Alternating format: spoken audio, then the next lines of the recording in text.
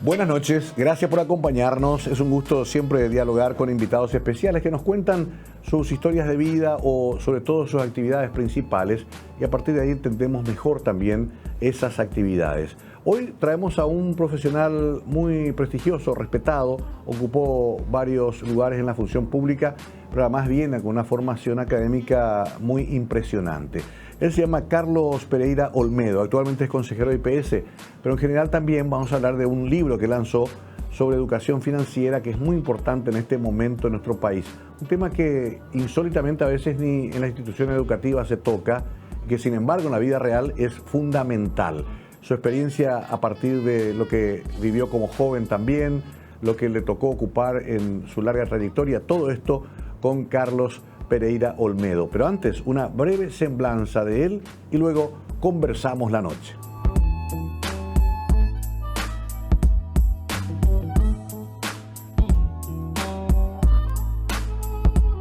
Carlos Pereira Olmedo, doctor en Ciencias Contables por la Universidad Católica, licenciado en Contabilidad por la Universidad Nacional de Asunción, máster en Administración de Empresas, graduado con distinción por la UCA, auditor certificado antilavado de dinero en los Estados Unidos, doctor honoris causa por la Universidad de Florida. Ocupó varios cargos públicos, fue presidente del BNF desde el año 2012 al 2018, ministro de Planificación de la Secretaría Técnica de Planificación desde septiembre del 2018 hasta el 2020, ministro de Urbanismo, Vivienda y Hábitat desde noviembre del 2020 hasta agosto del 2023. En el mes de septiembre de ese mismo año se desempeña como miembro del Consejo de Administración del IPS, representante del Ministerio del Trabajo, Empleo y Seguridad Social. Además recibió premios y honores, reconocimiento por su trayectoria profesional en el Colegio de Contadores del Paraguay, reconocido con la medalla honorífica otorgada en México en 2019 y por el Consejo Interamericano de Emprendedores y mención de honor ejerciendo la docencia por la carrera de licenciatura en Ciencias Contables de la Universidad Tecnológica.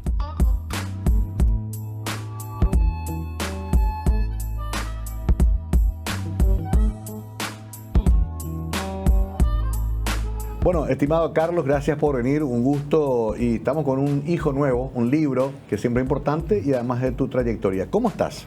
Buenas noches, Mario, un gusto estar acá en tu programa y felicitaciones también por eso. Bueno, sí, te agradezco, Carlos, te conozco ya antes, inclusive nos cruzamos en mi época de intendente también, Banco de Fomento, mucho tiempo. Y yo entré el 21 de septiembre del 2012, como una suerte de desafío porque era corto el tiempo. Sí. Y jamás me imaginé que me iba a quedar en el periodo del presidente Cartes. Cuando él asumió, yo me fui a renunciar y el señor presidente me había pedido continuar durante su gobierno. Para mí fue toda una sorpresa. Y entonces terminé quedándome los 5 años del presidente Cartes y el año y poco del presidente Franco. Claro. Y ya. Al terminar mi mandato, el presidente Mario Audo me ofrece la Secretaría Técnica de Planificación. Sí. Acepté y luego de 2 años me enviaron como ministro de Urbanismo, Vivienda y Hábitat. Y cuando ya estaba saliendo, el presidente actual, el presidente Santiago Peña, me llama y me ofrece para miembro del Consejo de IPS. Y estoy todavía en función pública, no me puedo escapar claro, todavía. Coste que tu procedencia original es el sector privado. No, absolutamente, siempre el sector privado. De hecho, el origen del libro justamente comento todas las vicisitudes y las crisis que me han pasado del año 98, cuando estaba al frente como gerente de una entidad financiera y una crisis azotaba el sistema financiero. Era una época en que el Banco Central tuvo que intervenir varias instituciones para devolver la estabilidad y la credibilidad al sistema. Luego de 4 años, otra crisis empezó a golpear al sistema bancario y el propio Banco Central, ya por mi formación y experiencia en las intervenciones anteriores, me había quedado sin trabajo en ese entonces. Y gracias a Dios, desde que egresé en la facultad de la Universidad Nacional de Asunción, apenas egresé como licenciado en contabilidad en ese entonces, pusimos con un compañero de facultad un estudio contable y auditoría, que fue un poco mi colchón de seguridad. Siempre tuve esa previsibilidad de prepararme para enfrentar situaciones adversas, ¿verdad? A propósito, tenés orígenes humildes, tus padres muy trabajadores, te fuiste haciendo vos mismo, Carlos. Así mismo, ¿verdad? Yo soy hijo de médico y de obstetra. Mi madre tiene 92 años, es la hija que nunca tuve y que siempre quise. Y vive está contigo gracias a Dios vive conmigo. Es la que me ilumina un poco también con mi esposa, mi familia, mis hijos. Cuando empecé la crisis en el 98, yo tenía un hijo de 4 años, tenía 33 años y uno en camino. En el 2002, cuando asumo la liquidación en ese momento el banco más grande del sistema, ahí empecé a ver, Mario, el gran perjuicio que causaba en la gente la pérdida de sus ahorros.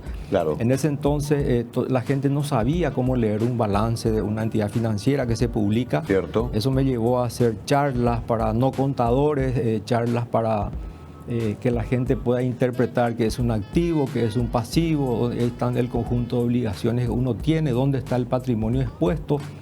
Me di cuenta de que la gente necesitaba información precisa y explicaciones simples y sencillas, ¿verdad? Como para saber cómo funciona o cómo está la entidad donde tiene depositados sus depósitos, claro, sus ahorros, ¿verdad? Esa era una de tus mayores preocupaciones, aparece mucho en el libro. Sí. Porque además la gente ingenuamente ponía su dinero en bancos casi de fantasía, en entidades, en islas. Y siempre ha traído, Mario, por el monto alto, claro, o por la recompensa que te ofrecen, ¿verdad? Siempre, sí, cuando la limosna es grande, hasta el santo desconfía, sí, hay un dicho que dice, ¿verdad?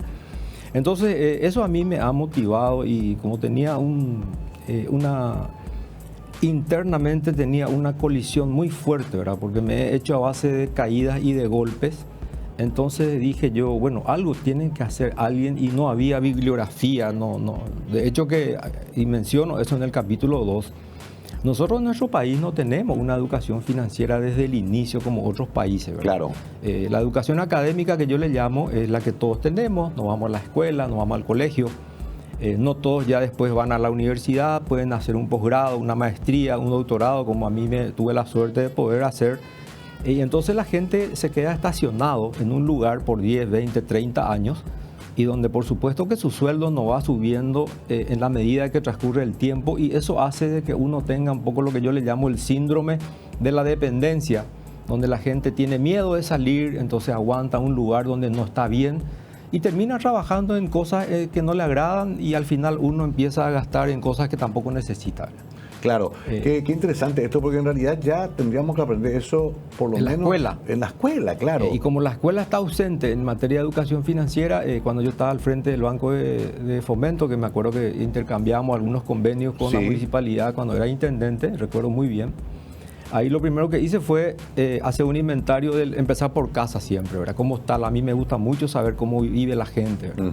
Y me di cuenta que había un enorme caudal de funcionarios que, ganando bien, estaban sobreendeudados, ¿verdad? Lo primero que hice, sí, hicimos en el consejo con mis compañeros miembros, hicimos una política interna que consistía en comprar todas las deudas de los funcionarios a una tasa bastante baja, y extender en el plazo de acuerdo a su capacidad de pago, de, claro, manera de que ellos también puedan tener un resto importante para tener una motivación primero, sí, y para evitar situaciones y tentaciones para que no se genere ni espacio para la corrupción. Porque finalmente, Mario, sí, cuando la gente necesita y no sabe ya cómo ascender, o no hay aumentos de sueldo esperados como él quisiera, entonces uno se va rebuscando para ver qué puede hacer, ¿verdad? ¿Vos sabés que entonces empezamos a ordenar la casa? Ese tema encontré también en la municipalidad, y hablo con muchos empresarios grandes que me dicen, Mario,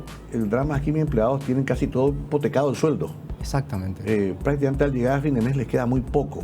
Aunque hay legislación que habla de porcentajes, se sabe que el que viene a apurarte para que pague la deuda te apura. Pero mientras tanto ya está cercenado en Inforcon y en, exacto, las demandas, y ya son prácticamente muertos civilmente, ¿verdad? Sí. Ya no son sujetos de crédito. Y ahora estalló eso, Carlos, con el tema de la mafia de las pagarés, que es terrible, pero que además muestra ese aspecto de la falta de educación financiera, porque la gente firmó también cualquier cosa, no retiró documentos. Esa es una evidencia manifiesta de que la gente también por falta de educación financiera, cuando paga toda su cuenta, no retira el documento. Sí. Entonces, ese es un aspecto fundamental que a mi criterio debería de siempre remarcarse ya. Por eso yo insisto en que los padres hablen con sus hijos en la casa.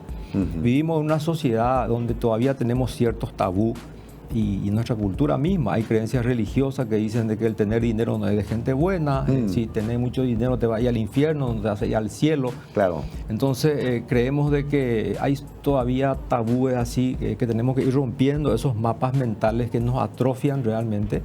Y por eso insisto en que los padres hablen con los hijos, que se planifique cuánto ganamos, en qué gastamos, si hace falta comprar lo que se quiere comprar, porque viene el niño de la escuela y dice mi compañero tiene tal celular, tal modelo, y compramos el celular en 10, 20 o 30 cuotas y no tenemos saldo para cargar. Sí. Compramos ropa con prenda y andamos en colectivo y pagamos con tarjeta y no podemos pagar, pagamos el pago mínimo y entramos en una espiral sin salida.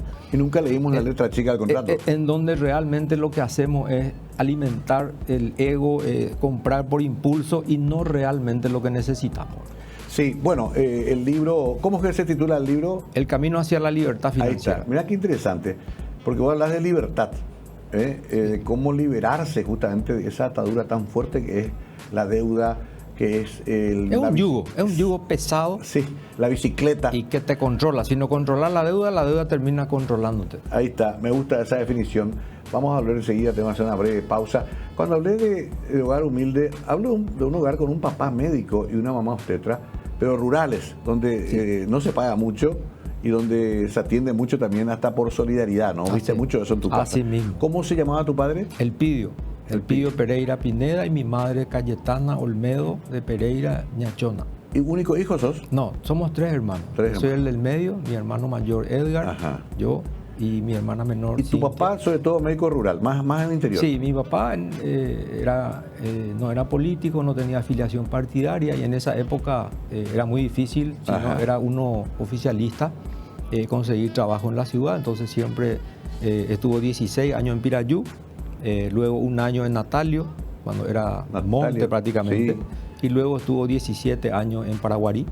Entonces, o sea, conociste también el Paraguay profundo. Sí, por eso hablo guaraní perfecto, porque de niño, hasta los 5 años realmente yo estuve con ellos y después ya vine a la ciudad con mis abuelas, porque yo quería estudiar en la ciudad y bueno, ellos estaban en el hospital y lo que hacíamos es, en las vacaciones sí nos íbamos y llegó el momento en que yo, cuando entré al primer curso en el Colegio Nacional de la capital, me iba todas las noches y amanecía en el colegio todos los días, de lunes a viernes. Impresionante la historia de Carlos, por eso quería recalcar un poquito, porque también lo leí en el libro y me parece que ayuda a entender mejor por qué él, teniendo cargos importantes, se preocupa sin embargo por el tema de la educación financiera. Volveremos sobre el tema a la vuelta de esta pausa.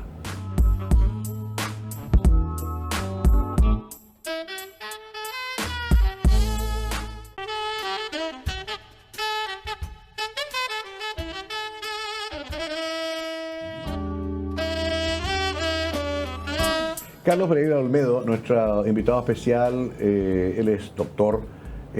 Principalmente tu comienzo es como contador, auditor. Siempre. Esa es tu raíz. No, yo ¿También soy abogado? Terminé también. Bueno, estaba como liquidador del banco, tuvimos muchos problemas que se judicializaban y eran momentos en donde se tenía que consultar muchas acciones y había muchas demandas en donde también nosotros ya éramos demandados incluso. Claro. Entonces empecé a convalidar materia de todo lo que en contabilidad, economía y administración había terminado. Sí. Y de a poco me fui haciendo y me fui cursando las materias que finalmente para mi manejo me ha servido muchísimo y de hecho que hoy en día cuanto uno más tenga formación y sobre todo conociendo también cómo funcionan los estrados judiciales, siempre es una medida de protección. Ahora, 2 cositas rápidas sobre ese momento de nuestra historia. Primero, muchos liquidadores también terminaban con problemas judiciales, justamente, ¿verdad? Sí. Y otro, se modificó bastante el marco legal de tal manera que hoy ya es más difícil que ocurra eso, ¿no? Lo que pasa es que yo creo que ha sido un proceso gradual de cambio, ¿verdad? la gente entendió que una persona que asume una responsabilidad grande como la de un banco que se distingue por situaciones irregulares, Sí. entra en un espacio en donde uno está expuesto a situaciones, a resultados y repercusiones de las decisiones que uno toma. Sí. Entonces, el escenario que uno enfrenta no es fácil, enfrenta un escenario de heridas morales y de decepciones, Claro. de frustraciones. Hay ¿verdad? gente que va hasta suicidio. Eso fue lo que a mí me ha marcado mucho, ¿verdad? No solamente mis padres han tenido pérdidas importantes, el ahorrito que tenían en algunas entidades, fruto de toda una vida, y eso a mí me trabajó mucho, ¿verdad? Claro. Fue algo que yo fui internamente incubando, una suerte de carga y desafío que de alguna manera tenía que haberme sacado, ¿verdad? Por todo lo que me pasó y decía yo, ¿por qué a mí? Y yo otra vez me respondía, y bueno, son las cosas que te pasan. Y después decía, bueno, si no me hubiera pasado todo eso, hubiera seguido siendo gerente, seguramente ganando bien, pero no me hubiera encontrado a mí mismo y tampoco hubiera descubierto que uno puede tener cierto talento, cierta creatividad de crear una empresa o de resilientemente su estudio transformar en un estudio mucho más grande, compartiendo una interacción multidisciplinaria con otros colegas, ¿verdad? Haciendo un estudio más completo, más integral, de poder prestar servicios con alcances financieros, con alcances de estrategias de mercado, de análisis de viabilidades, de generar negocios nuevos o de reestructurar deudas que en ese momento afectaba a muchas empresas derivadas, obviamente, ya de la crisis económica que se tenía. Entonces había mucho trabajo que hacer, pero con una visión prospectiva hacia adelante de generar productos nuevos, ¿verdad? Sí. Gente que estaba endeudada no le podía exigir ni tampoco demandar. Claro, tenga que ayudarle Exacto. a ver cómo pagar su deuda. Entonces lo que nosotros hacíamos era tratar de ver las fortalezas que tenía, las posibilidades ciertas que su flujo de caja le daba, y en base a eso se negociaban las tasas y los plazos, ¿verdad? De manera de que el acreedor también pueda cobrar en el tiempo y el deudor pueda sacarse de encima demanda, estar en Inforcom y tener un montón de limitaciones que le impedían acceder al sistema financiero formal, porque casi todo el mundo estaba en la informalidad absoluta, ¿verdad? Sí, ahora convengamos que también hubo un crecimiento de los soportes tecnológicos, entró la banca virtual, el CIPAP, hoy con aplicaciones, se bancarizó mucho también, mucho más que antes. Hay todo un cambio hasta de paradigma, con lo bueno y con lo malo. Sí. Pero en general, digamos que estamos avanzando hacia una sociedad mucho más evolucionada en materia de finanzas. Pero todavía persiste finalmente el problema de que la plata hay que cuidarla. Efectivamente, Mario, la disrupción tecnológica y la innovación tiene una velocidad impresionante en la forma en que se presenta y se ofrece en el mundo, ¿verdad?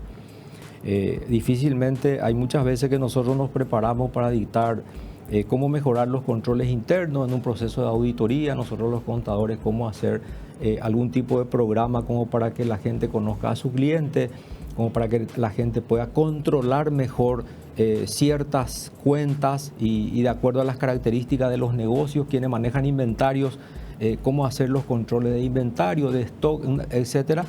Pero cuando uno termina de capacitarse en eso, la tecnología ya está adelante, claro, siempre va adelante, ¿verdad? Entonces, sí, eso también hoy hasta tiene un efecto que para mí es de doble filo, ¿verdad? Porque por un lado hay un exceso de información, sí, que muchas veces no te permite interpretar bien o entender todo el cúmulo de información que uno no puede procesar. Y están la gente que de acuerdo a lo que entiende empieza a accionar, ¿verdad? Entonces hay que ser muy cautos a la hora de prestar un servicio al cliente en auditoría o en servicios de contabilidad, porque siempre tiene un efecto en el cliente final. Y el cliente final somos finalmente nosotros, ¿verdad? El ciudadano, sí, común, claro, que compra servicios, que compra cosas. Y ahí es donde yo siempre estuve un poco preocupado por la instalación de la educación financiera, porque finalmente todo, al final de cuentas, es dinero, ¿verdad? Nos, sí, vamos al súper y estamos en la fila y mientras tanto tenemos la libretita donde tenemos que comprar las cosas, pero lo que compramos, un chocolate, un dulce, lo que sea, mientras estamos en la fila para pagar y tenemos que sacar el yogur, la leche y algo que a lo mejor sí era necesario comprar, ¿verdad? Entonces a veces luchamos contra nosotros mismos, por eso yo hablo allí de incorporar como un hábito. Ahorrar siempre el 10% de lo que uno gana. Guardar el 10%. La gente dice, pues yo gano poco y no puedo ahorrar. No importa cuán poco pueda ganar, porque el hábito, si ganas 100, ahorra 10. Y usar un presupuesto siempre. En una libreta, en un papel, no importa que no tenga mucha lo que entró y lo que salió. Cuánto voy a gastar y poner en el primer lugar el ahorro del 10% y después detallar las necesidades prioritarias que le acompañan. Pagar el alquiler, pagar el colegio, pagar lo que sea, pero primero pagándote a vos mismo. Qué interesante esto. Porcentaje hablemos. Quiero hacer ya de utilizarte como consultor. Compramos una licuadora y nos dicen, no, paga 20.000 al mes y después vemos dentro de 3 años terminar. Nunca sabemos qué porcentaje de interés estamos pagando. ¿Cuánto es un porcentaje razonable y cuánto ya se nos va de la mano cuando nos aplican? Tanto en tarjeta como en electrodoméstico, auto, lo que sea. ¿Hay una tasa? ¿Cómo se calcula eso? Y ese un poco es ya es un poco ya la habilidad de cuando uno ya tiene cierto conocimiento de cómo funcionan las tasas, ¿verdad? Sí. Hoy una tasa de interés está en un promedio, una tasa pasiva. Tasa pasiva es lo que paga el banco a los ahorristas, ¿verdad? Un promedio de 8%. Ok. Y la tasa activa es lo que el banco nos presta en materia de crédito en cualquier modalidad. Y ahí hay tasas del 16, del 18, del 24 y llega incluso hasta el 28, ¿verdad? En la tarjeta se puso un límite por ley. En la tarjeta se puso un límite, fue en nuestra época justamente en el BNF, ¿verdad? Eso ha limitado a que se gane mucha plata a costa de la gente, porque finalmente todos los funcionarios y todas las personas tenemos una tarjeta que al final de cuentas es como una extensión del sueldo y nos salva de muchas situaciones imprevistas, ¿verdad? Uno administrando bien la tarjeta es una muy buena herramienta y un instrumento muy útil, pero tenemos que tener frenos para comprar, ¿verdad? No comprar lo que hay, no comprar porque hay un reintegro del 20, del 30, 40% y por eso nomás ir a comprar una prenda. Compremos combustible con reintegro cero, sin problema. Compremos cosas del súper porque son cosas necesarias. Pero no compremos prenda, no compremos un perfume, no compremos cosas que a lo mejor no nos falta, por más descuento que tenga, ¿verdad? Porque esas son las habilidades que se usan en el marketing, en donde muchas veces nosotros somos proclives a caer en esas tentaciones y finalmente terminamos comprando cosas que no necesitábamos y postergando cosas que sí necesitamos. Bueno, esa es la sociedad de consumo también que empuja. Ahora, ¿cuándo se habla de una tasa usuraria? ¿De cuánto se habla? La tasa usuraria ya es cuando está por encima de la tasa máxima publicada por el Banco Central. Por ejemplo, si la tasa máxima es del 36%, cualquier tasa que exceda ese umbral de 36 está considerado por ley como una tasa usuraria, ¿verdad? Claro. Por eso pequeñas cosas uno tiene que conocer para tener parámetros, ¿verdad? Con respecto a qué es caro. Recién tocaste el ejemplo de la licuadora, ¿verdad? La gente puede decir, bueno, la tasa de interés está implícita y encima está con el margen de la ganancia de ese electrodoméstico. Y por supuesto que el que no tiene mucha capacidad de negociación lo que va a mirar es qué cuota puede pagar. Exacto. Entonces, eso es lo que él puede hacer. Y si puede pagar esa cuota, entonces compra. Pero alguien que tiene más educación financiera a lo mejor le puede decir, sí, pues yo no quiero en la cuota que sea. Al contado, si te pago, ¿en cuánto me puede hacer? Claro. Ahí sí va a sacar una ventaja importante. ¿Por qué? Porque tiene ese poder de negociación y ese conocimiento que le haga decidir que en ese momento algo que puede valer 500.000, a lo mejor lo puede comprar en ese momento en efectivo o al contado en 350.000. Y si no tiene ese dinero, puede prestar más barato. Y si no puede ese dinero, puede tener en su cooperativa o en su banco de cabecera, a lo mejor un crédito más barato con el cual venía a comprar al contado acá y se endeuda con el banco para no deber al comercio. Tengo que hacer una pausa rápidamente. Estoy consultando también, usted comprenderá, televidente, que todos tenemos ese problema de a veces por el entusiasmo llevarnos más allá algo y no calcular estas cosas básicas que nos ayudan a tener ese 10% para ahorrar a fin de mes, que tanto cuesta también sostener. Enseguida continuamos consultando con Carlos, pero también quiero hablar después de Banco de Fomento un poquito y de IPS, aprovechando que es consejero. Todo esto vamos a ver si entra en un programa tan corto, pero sabemos que vamos a aprovechar los conocimientos, la sabiduría de Carlos, que la comparte además de una manera muy natural, muy fácil de entender. Ya volvemos.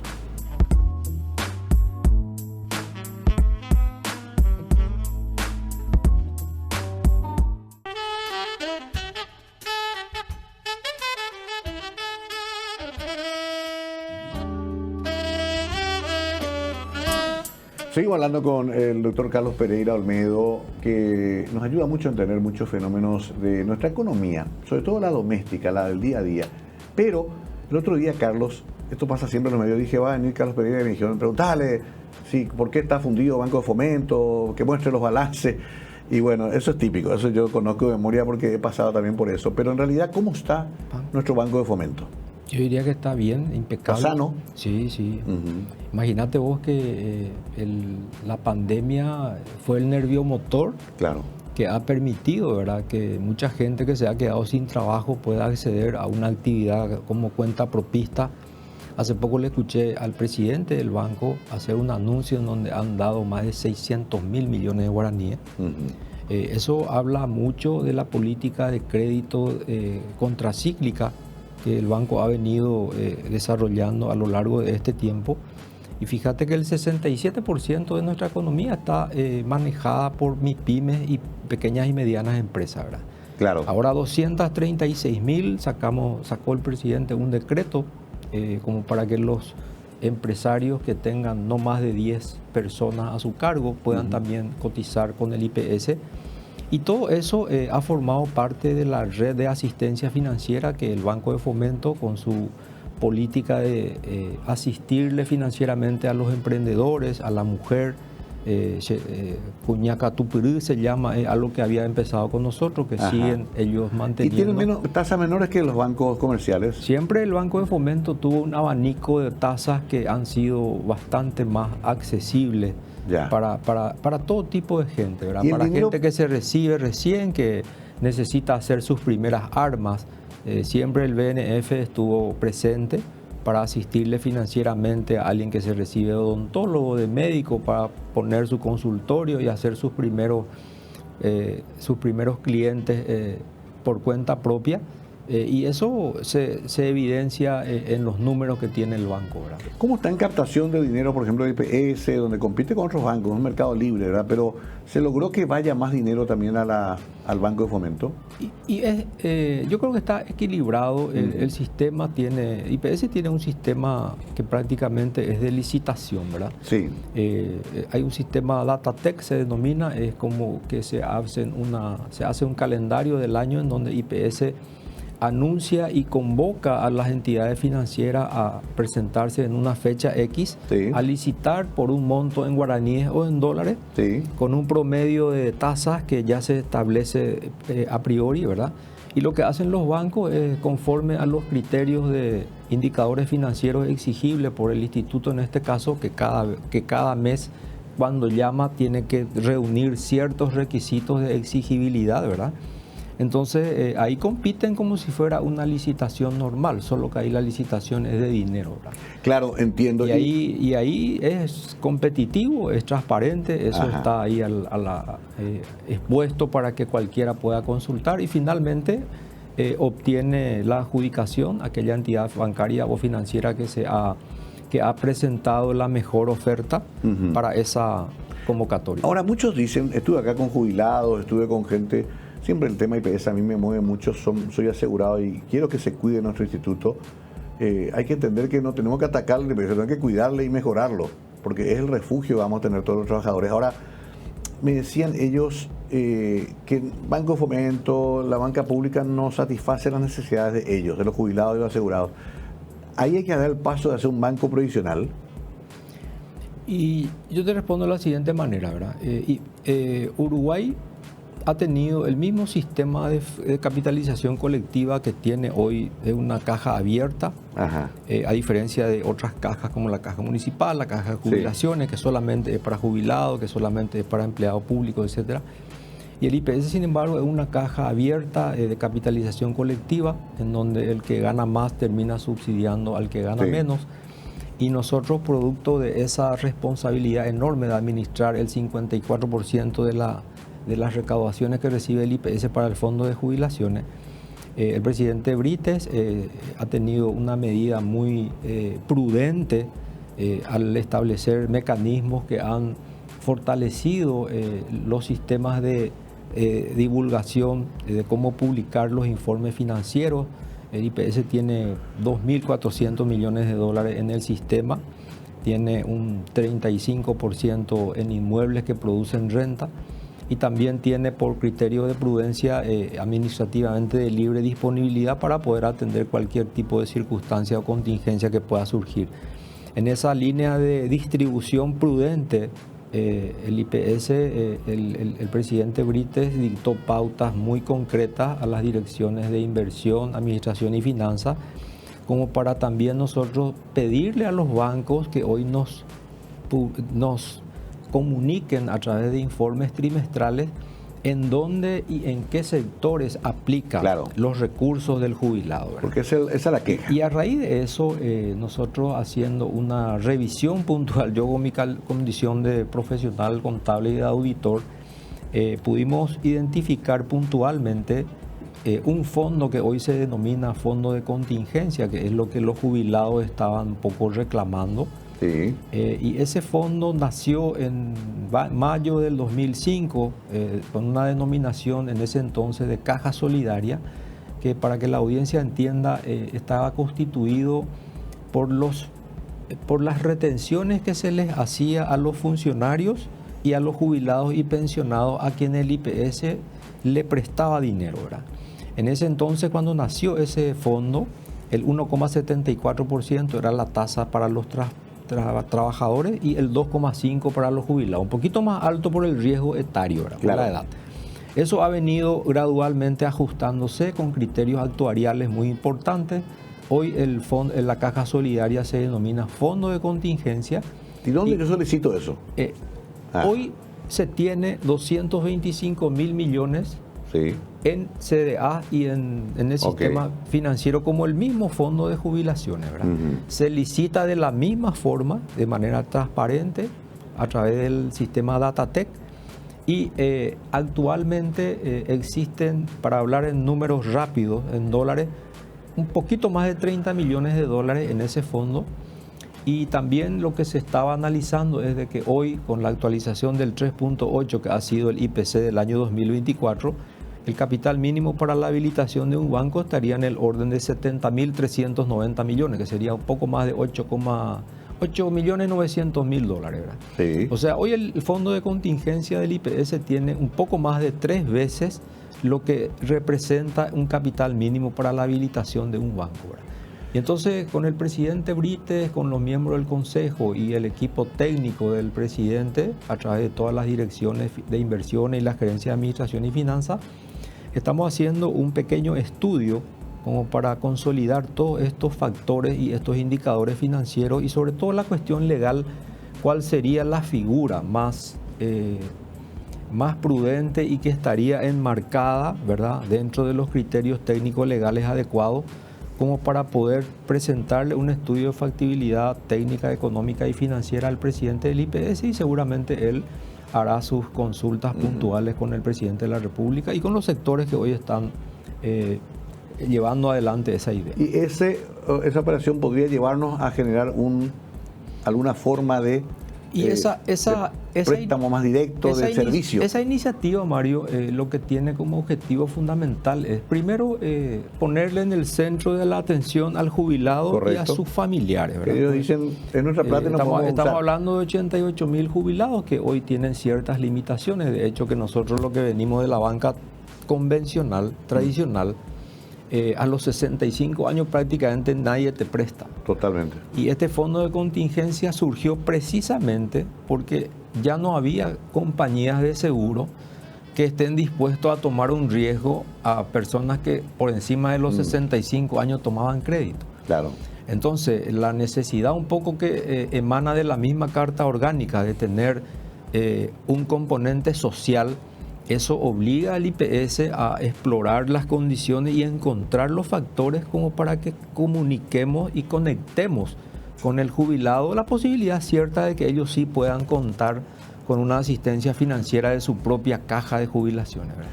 Interesantísimo. Y a ver, para cerrar ese tema, porque muchas veces lo hablamos acá en la radio también, ¿Eso está en proceso?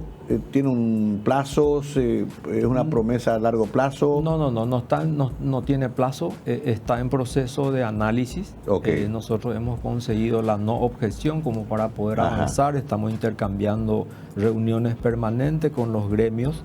Estamos hablando con el sector liderado por el doctor Pedro Alley. Sí. Siempre están ellos consultando, solicitando informes, nosotros compartiendo con ellos las informaciones. Estamos trabajando bien, ellos por su lado, nosotros también haciendo nuestra parte. Y apenas se concluya ese análisis, nosotros vamos a elevar a consideración del Consejo a través del presidente Jorge Brites.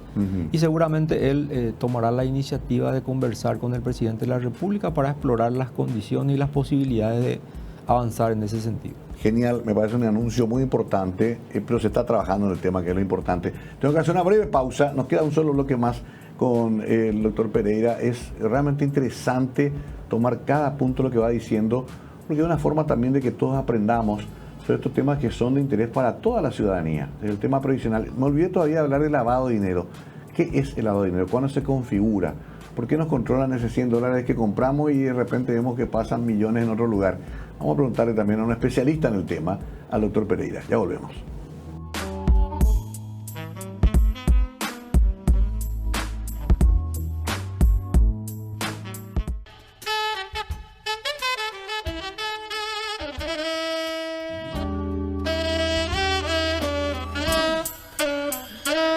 Última parte de esta muy interesante conversación con el doctor Pereira Olmedo. Larga trayectoria en lo privado y también en lo público. Eso le da una cantidad de elementos para poder explicarnos estos fenómenos que preguntamos. Y nos quedamos al final con el tema del lavado de dinero, una de sus especialidades, que es una figura todavía relativamente desconocida por la gente. Antilavado ante la especialidad. Claro, sí, porque si fuera lavado, vos serías especialista en lavar dinero. Antilavado, exactamente. Está buena la corrección, doctor querido, pero qué tema también para nosotros los comunes, porque a veces hasta podemos incurrir en una figura parecida sin darnos cuenta o no entendiendo la mecánica. Entonces comienzo por eso. ¿Qué configura el lavado de dinero? Bueno, el lavado de dinero, esto nace en la época de Al Capone, cuando a través de una lavandería encontró que podía fluir la cantidad de efectivo que ganaba en el negocio del alcohol. Ajá. Y de ahí viene un poco la historia del lavado, ¿verdad? De ahí viene lo de lavar. Ahí viene el proceso de lavado. Pero respondiendo a tu pregunta ya puntual, el lavado es un proceso de ocultación del origen que tiene un dinero proveniente de una actividad ilícita y que aparenta después una transformación y después de penetrar al sistema financiero como una actividad legal, ¿verdad?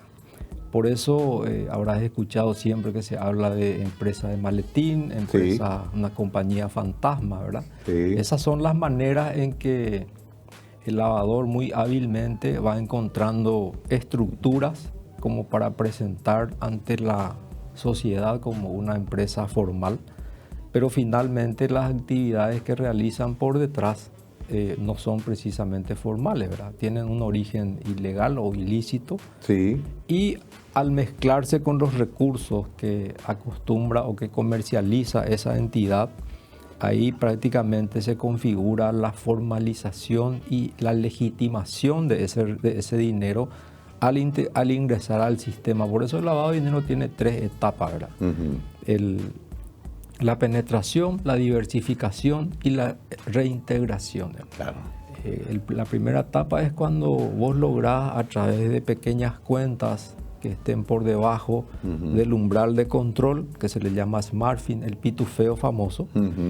Por ejemplo, uno busca 10 personas como para usar su nombre, le pagan una mensualidad como para que en sus cuentas puedan hacerse ciertos depósitos que no llamen la atención ni no sean, no disparen ningún tipo de alertas a los organismos de control, a los bancos en particular. Ahí va entrando el dinero. Esa es la penetración y ahí se configura la primera etapa. Sí. La diversificación, que es la segunda, es cuando se empieza, esa persona seguramente va a traer un pariente, va a traer un colega, un amigo, y va a empezar a hacer las células que converjan en un núcleo de fulano administra tal o cual cantidad de cuentas similares, ¿verdad? Y el reintegro es cuando la cuenta ya se ingresó, ya se mezcló con el sistema financiero y de ese recurso se empieza a comprar una casa, se puede comprar un vehículo, se puede comprar un bien de uso, ¿verdad? Y reintegro precisamente se denomina así porque es la forma en que ese dinero que entró ilícitamente y que fue un vehículo de llegada al sistema formal sale nuevamente y ya como si fuera una legitimación de bienes, comercializa y paga con una chequera o paga ya con una cuenta bancaria, compra un vehículo de alta gama, compra un departamento o compra un inmueble o compra una estancia, lo que sea, y de esa manera va incorporando el bien que finalmente ha sido el objetivo de ese proceso. Qué interesante cómo lo resumiste, porque es complejo el tema. Ahora, más interesante es cómo se descubre eso, ya que tu especialidad, como bien decías, antilavado, ¿en dónde comienza a encontrarse la punta del ovillo donde decís, epa, aquí parece que hay algo? De hecho, que mi tesis doctoral en mi carrera en las ciencias contables ha sido justamente el proceso de lavado de dinero, cómo detectar a través del análisis financiero, que es producto del ejercicio profesional del contador, claro, ¿verdad? Claro. Muchas veces a los contadores no nos dan la importancia necesaria, eso es a nivel de la sociedad misma, sí, ¿verdad? Sí. No le dan importancia al contador hasta que tengan un problema de impuesto o no. Todos nos enojamos cuando le pagamos al contador. Decimos, pucha, ¿por qué es lo que me cobra verdad? Y además siempre te piden para pagar poco, poco impuesto. O sea, muchas veces todas esas presiones que el contador recibe, a veces le obliga a uno a plantear también situaciones, ¿verdad?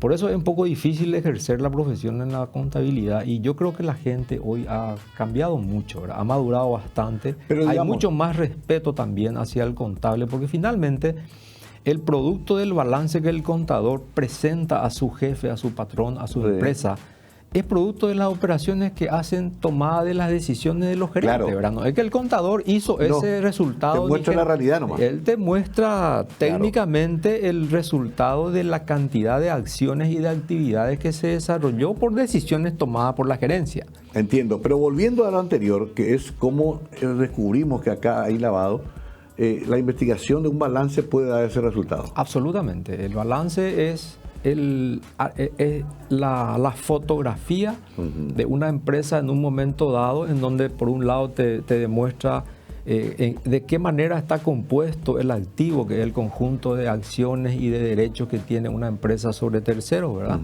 Y el pasivo, que es el conjunto de obligaciones o de deudas que también tiene, y el patrimonio, que es el conjunto de recursos propios que hacen de que parte de ese activo sea financiado con los recursos de los socios o de los dueños, ¿verdad? Mucho se ha avanzado en materia de normativas, algunas son discutibles. Gafilat, tuvimos que cumplir varios exámenes, sí. Pero aún así se suele decir siempre, doctor, que todavía gran parte de nuestra economía está en negro. Vaya y se vea. ¿Qué quiere decir eso? Y eso significa, y yo te voy a responder con el porcentaje de informalidad que yo estoy observando en este momento en donde hoy estoy trabajando, ¿verdad? Sí. Nosotros tenemos un 92% de informalidad laboral. 92. Sí, y un 63% de informalidad de gente que no aporta por todo el plantel que puede tener, ¿verdad? Si yo tengo 50 personas que trabajan para mí, a lo mejor 20 nomás están inscritas y entonces 30 no están aportando y tampoco están recibiendo la contraprestación del seguro médico o del seguro social. Es que muy alto, ¿eh? Es muy alto, ¿verdad? Yo creo que ese es uno de los retos que uno tiene en la actividad pública, ¿verdad? Tratar de generar las condiciones como para motivar también, reducir ciertas tasas incluso, para que el empresario también se sienta seguro de que es mejor y es más barato ser formal. Claro. Para que puedan tener absolutamente deducibles sus gastos del impuesto a la renta, ahí está la motivación fiscal. Y por otro lado, para tener la certeza absoluta de que cualquier accidente que pueda sufrir su funcionario va a estar cubierto por el seguro médico, que finalmente no le va a exponer en un escenario jurídico de una demanda laboral por omisión o omisión al peligro de tener un accidente de trabajo y justo no está cubierto ese funcionario. Ahora hay una trampita ahí. El contratado puede tener un seguro privado, el que es la plantilla tiene que tener IPS, por ahí se va jugando. Quizás falta un instrumento que concilie esas partes, digamos. Como decía, si va a ser un contratado, bueno, que tenga un IPS parcial. Parcial, exactamente. Claro, la cobertura para mí no debería haber ningún espacio descubierto, ¿verdad? Porque el hecho de que uno esté contratado o no es una cuestión y una modalidad temporal, sí, obviamente por la característica de estar recién accediendo a la actividad laboral. Claro. Pero de ninguna manera debería estar desprotegido o sin cobertura, claro, ese prójimo, claro, o ese trabajador desde ese primer día que pisa una empresa, ¿verdad? Ese nivel de concienciación todavía tenemos que trabajar, y yo creo que ahí juega un poco también si nosotros fuéramos más eficientes en los gastos, minimizando los gastos, también podríamos generar una motivación para bajar un poco el aporte, el porcentaje de aporte, para que al empresario le sea también accesible y vea de que con un impuesto menos o con un gasto menor pueda formalizarse y formalizar a su gente, ¿verdad? Porque está demostrado, Mario, de que la formalización, además de evitarte problemas futuros, finalmente es mucho más barato y absorben bajo la deducibilidad de impuestos todos los gastos emergentes y derivados de lo que pueda hacer la plantilla del personal y sus derivaciones y lo que viene después como componente de los gastos administrativos de la empresa, en la naturaleza que sea y en el rubro que sea. Tengo que terminar el programa, lastimosamente, pasó rapidísimo. Paraguay, ¿cómo está hoy en tema de lavado de dinero? ¿Tiene ya por lo menos mayor respeto en el marco internacional en cuanto a que controlamos mejor? Yo creo que hoy el propio Gafilat le ha sacado de la lista en la que nosotros estábamos, ¿verdad? Eso es más que una calificación, una exigencia de mantenerse en esa categoría. Creo que el sistema financiero cada vez está más exigente, más maduro, cumpliendo no solamente con normativas de política de conozca a su cliente, sino también conozca a su empleado, y replicando incluso en aquellos clientes corporativos que también hoy, sin ser sujetos obligados directos o sin estar directamente obligados a informar la cantidad de requisitos que sí las compañías financieras, las entidades bancarias financieras, las casas de cambio, las compañías de seguro están obligadas a hacerlo. También ya hay exigencias en el sector comercial normal, ¿verdad? Independientemente del rubro que sea. Eso ha venido replicándose, y hoy un oficial de cumplimiento ya también tiene presencia en un silo, en una empresa que comercializa granos, en una importadora. ¿Por qué? Porque los bancos, por las transacciones financieras de recibir una transferencia del exterior o de enviar un pago al exterior, empieza a hacer pedidos de consultas, pedidos de documentos, solicitando despachos, etcétera. Entonces todo eso hace de que las empresas que trabajan y que comercializan productos importados, que hacen de que tengan una relación mucho más fluida con su banco, también ya ven la necesidad de tener un mismo lenguaje y ya van incorporando la figura del oficial de cumplimiento. Bueno, Carlos, se nos acabó el tiempo. Quiero agradecer también a la gente lector que envió la invitación, el libro. Les recomiendo que lean el libro. Un libro no es muy grande, es muy accesible, está escrito de una manera muy amigable, donde se tocan todos estos temas, pero sobre todo la educación y la inclusión financiera, que es tan importante. Está ahí en el lector, está el libro. Sí, sí. Tengo entendido, y en todas las librerías también. Ya en 2 palabras nomás la respuesta. ¿No tenés una aspiración política posterior a todo esto que hiciste? No, solamente vacaciones y descansar un poco. Bueno, pero nunca se sabe, querido Carlos. A lo mejor más adelante se te cambia la forma pesada, te pica el bichito de la política, porque te veo como alguien muy capaz para también dar servicio en algún ámbito electoral. Pero eso dejaremos para más adelante. Carlos, gracias por venir. Al contrario, Mario, muchas gracias por la invitación y siempre estamos atentos. Carlos Pereira Olmedo, es muy interesante escucharlo con detenimiento, reflexionar, hablar de esto en casa, hablar con nuestros hijos, si estamos planificando también nuestra vejez, que va a llegar tarde o temprano, y si estamos también anticipándonos a problemas que pueda haber de salud o de falta de trabajo en un momento dado y bueno, tener ordenados los números es tan importante. Gracias por estar con nosotros. Tengan muy buenas noches.